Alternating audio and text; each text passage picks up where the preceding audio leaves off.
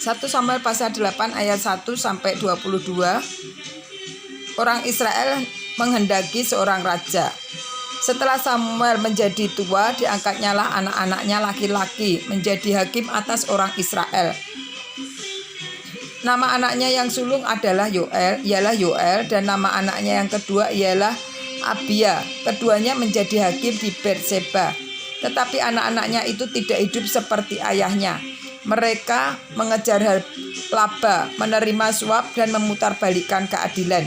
Sebab itu berkumpullah semua tua-tua Israel. Mereka datang kepada Samuel di Rama dan berkata kepadanya, "Engkau sudah tua dan anak-anakmu tidak hidup seperti engkau. Maka angkatlah sekarang seorang raja atas kami untuk memerintah kami, seperti pada segala bangsa-bangsa lain." Waktu mereka berkata, "Berikanlah kepada kami seorang raja untuk memerintah kami." Perkataan itu mengesalkan Samuel, maka berdoalah Samuel kepada Tuhan. Tuhan berfirman kepada Samuel, "Dengarkanlah perkataan bangsa itu dalam segala hal yang dikatakan mereka kepadamu.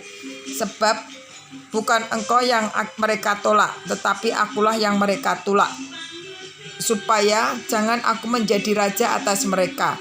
Tepat seperti yang dilakukan mereka kepadaku sejak hari aku menuntun mereka keluar dari Mesir sampai hari ini, yakni meninggalkan dagu dan beribadah kepada Allah lain.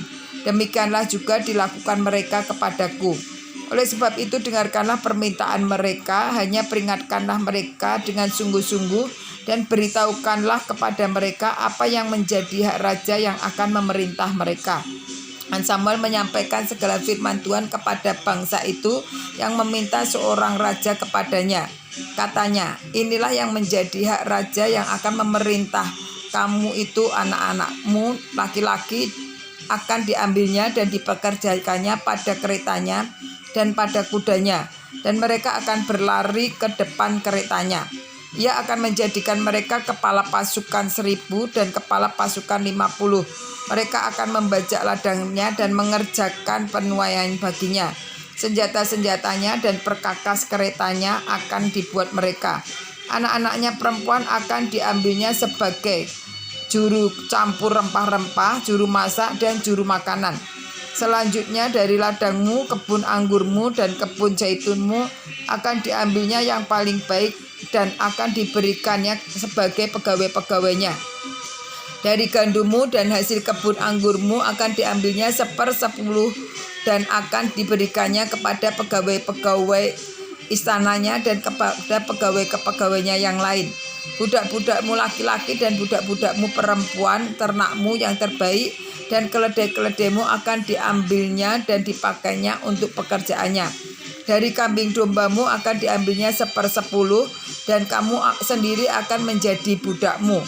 Pada waktu itu mereka akan berteriak karena rajamu yang kamu pilih itu, tetapi Tuhan tidak akan menjawab kamu pada waktu itu." Tetapi bangsa itu menolak mendengarkan perkataan Samuel dan mereka berkata, "Tidak, harus ada raja atas kami. Maka kami pun akan sama seperti segala bangsa-bangsa lain.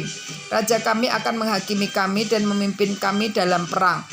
Samuel mendengar segala perkataan bangsa itu dan menyampaikannya kepada Tuhan. Tuhan berfirman kepada Samuel, "Dengarkanlah permintaan mereka dan angkatlah seorang raja bagi mereka."